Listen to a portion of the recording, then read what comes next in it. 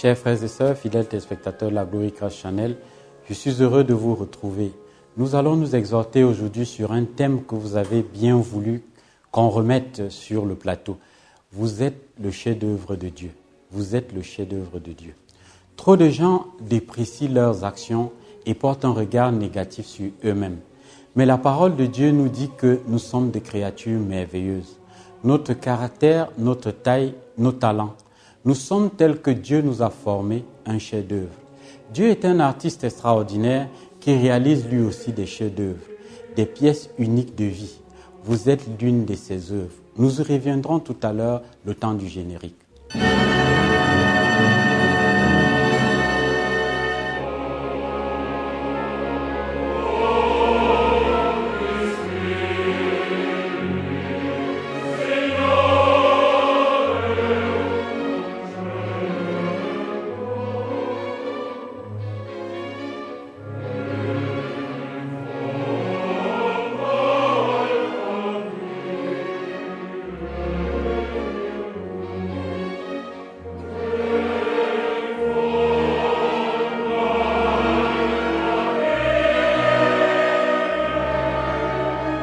Mes frères et mes sœurs, fidèles téléspectateurs, je vais vous parler aujourd'hui des critiques que nous nous adressons à nous-mêmes. Ces critiques nous freinent et ne nous permettent pas de posséder nos bénédictions.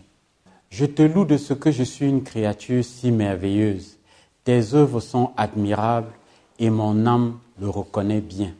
Ce verset nous dit que nous sommes tous des chefs-d'œuvre de Dieu. Nous ne sommes pas ordinaires, nous sommes uniques. Beaucoup trop de personnes ne sont pas contentes de ce qu'elles sont. Elles se disent, si seulement j'étais un peu plus grand, si seulement j'avais un peu plus de personnalité, si seulement j'avais les yeux verts plutôt que marrons. En réalité, le problème est qu'elles souhaitent être différentes. Mais si elles apprennent à se réjouir de la personne que Dieu a faite d'elles, alors elles apprécieront leur vie. Et le fait d'arrêter de maugréer contre nous-mêmes nous amènera à ne plus murmurer sur les autres.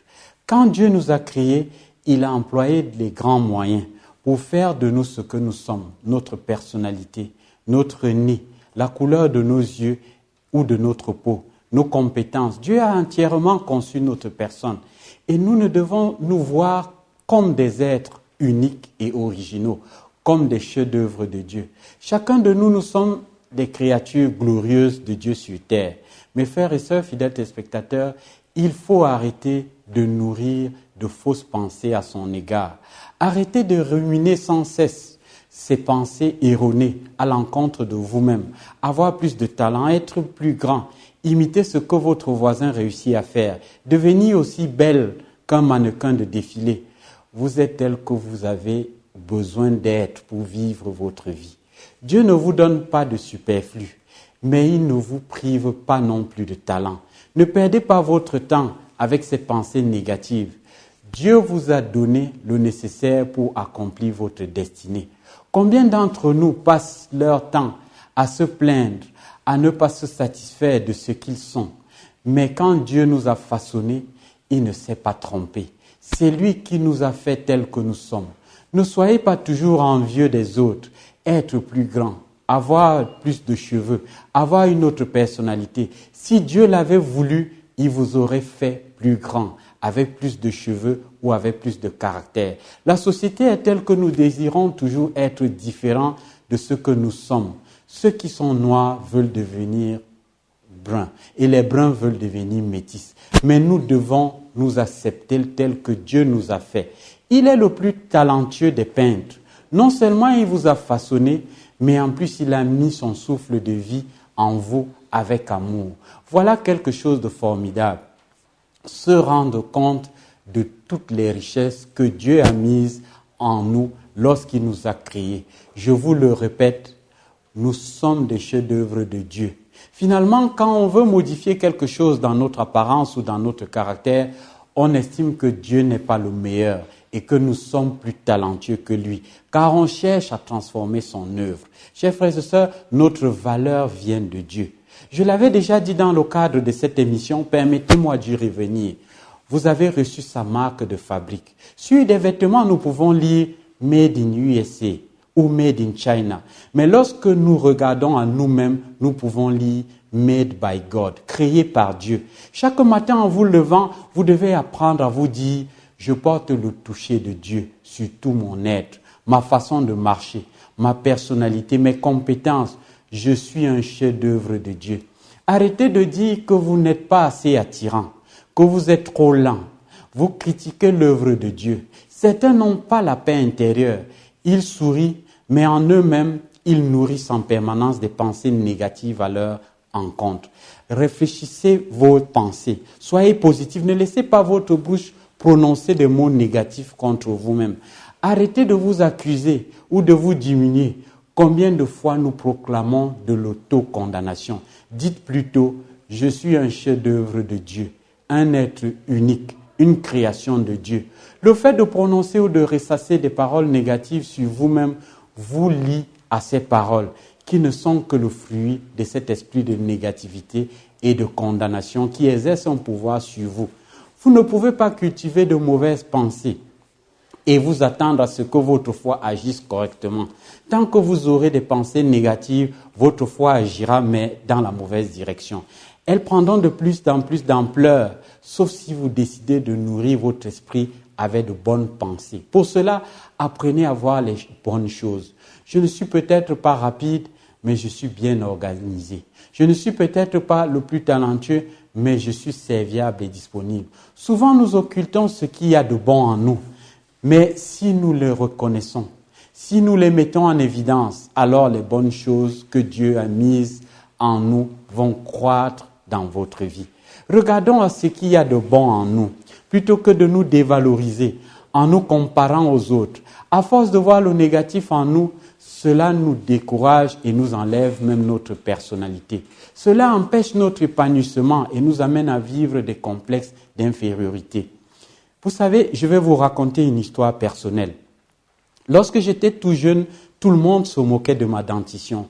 Tout le monde disait que j'avais de grosses dents et je passais le temps à fermer la bouche. Je ne parlais pas devant les gens.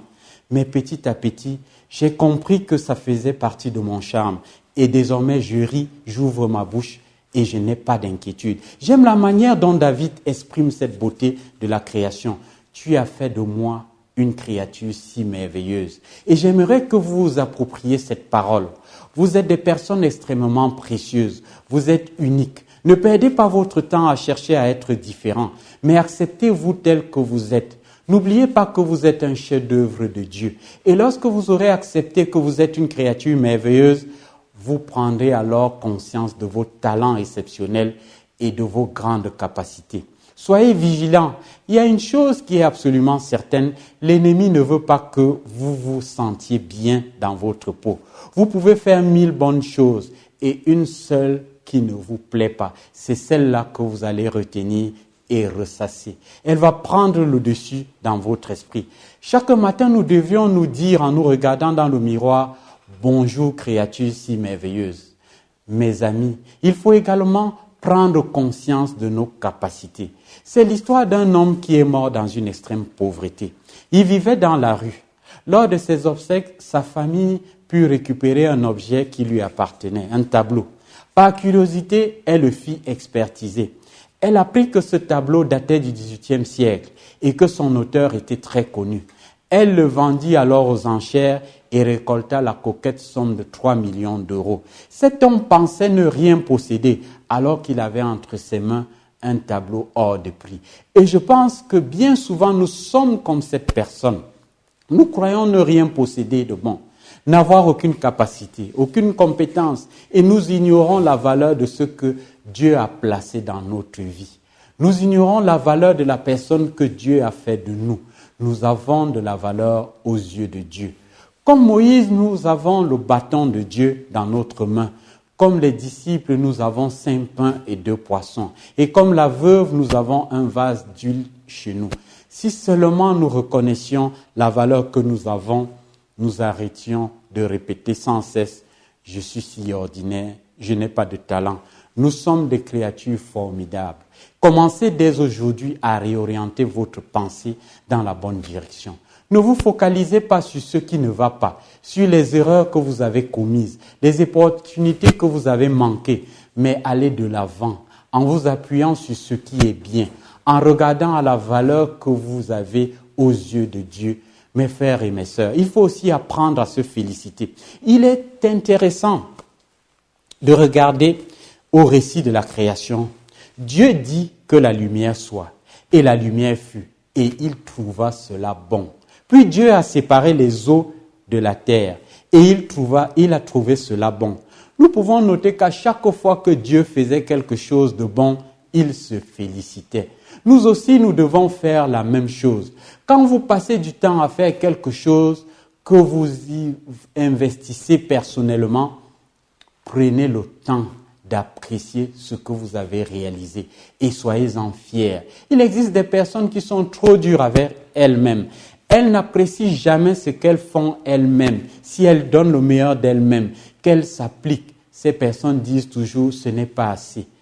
Ce n'est pas assez bien. Si j'avais eu plus de temps, j'aurais fait mieux. Non, nous ne devons pas regarder à ce qui ne va pas, mais apprendre à reconnaître ce qui est bien. Après avoir bien travaillé, nous devons être capables de dire « j'ai bien travaillé, je suis content de ce que j'ai fait ». Le second jour de la création, Dieu a simplement séparé la terre des eaux. Il n'avait pas encore créé ni les animaux, ni les étoiles, ni l'homme, mais il trouva cela bien. Dieu n'avait pas achevé son travail, son œuvre n'était pas finie, mais telle qu'elle était, Dieu la considéra comme bonne. De la même manière, vous n'avez peut-être pas atteint vos buts, vous n'avez pas réussi à faire ce que vous vouliez, mais vous avez avancé. Et ce que vous avez fait, c'est bien. Vous devez apprendre à prendre du recul sur votre vie et à vous féliciter de ce que vous avez fait. Ce qui est important aux yeux de Dieu, ce n'est pas la perfection de ce que nous réalisons, mais le fait d'entreprendre quelque chose, d'avancer. Peut-être que cela ne sera pas idéal, mais demain, nous ferons mieux. Beaucoup de personnes viennent me voir et me disent « Vous croyez que je peux penser du bien de moi? Je suis coléreux, impatient, je cède à mes faiblesses. » Mais sachez que vous n'êtes pas un produit fini. Dieu continue son travail de transformation en vous. Amen. Tous les jours, Dieu nous change. Et du moment que nous donnons le meilleur de nous-mêmes, Dieu est content de nous. Vous devez chaque jour prendre du temps pour vous dire « J'ai bien travaillé aujourd'hui. Je n'ai peut-être pas autant de compétences que mon voisin, mais celles que je possède, je les ai utilisées autant que je pouvais et c'est bien. » Dans les moments de combat, lorsqu'une épreuve se présente à nous, nous avons besoin de rester positifs. Mais en général, c'est à ce moment-là que les pensées négatives nous assaillent. Tu n'es pas capable, tu n'y arriveras pas. Et si nous laissons ces paroles prendre racine dans notre esprit, nous nous décourageons et les difficultés deviennent des murailles infranchissables. Dans de tels cas, regardons à ce que nous avons déjà fait de bien. Cela nous encourage et nous devenons alors capables de surmonter les difficultés. Encourageons-nous, félicitons-nous.